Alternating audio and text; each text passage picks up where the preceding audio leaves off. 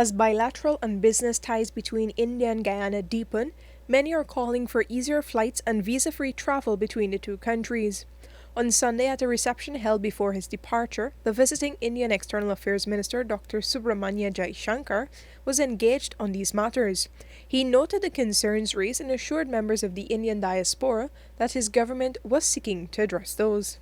I can see a relationship which will grow big enough in the coming years to create that kind of viability. Certainly from the side of the government, we do encourage airlines to prioritize countries where there is a strong Indian diaspora. So there will be no lack of effort on our part.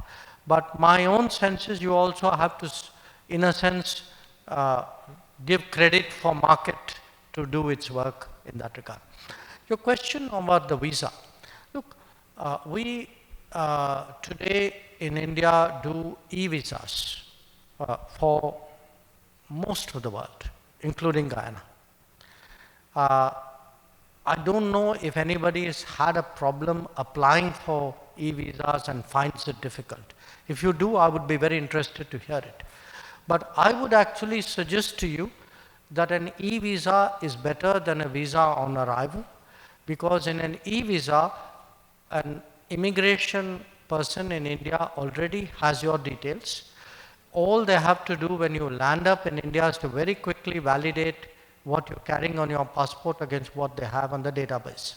Meanwhile, Guyana's Vice President Dr. Bharat Jagdeo, who attended the reception alongside Minister Jaishankar, made it clear that the Irfan-Ali-led administration is working towards easier travel between India and Guyana and other countries.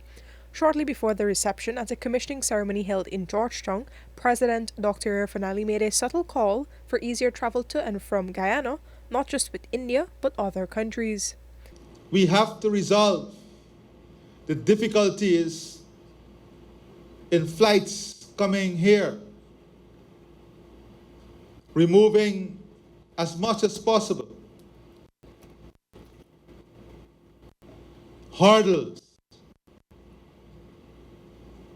In this modern world, there is enough safeguards, global safeguards, for us to ensure the efficient, safe movement of people within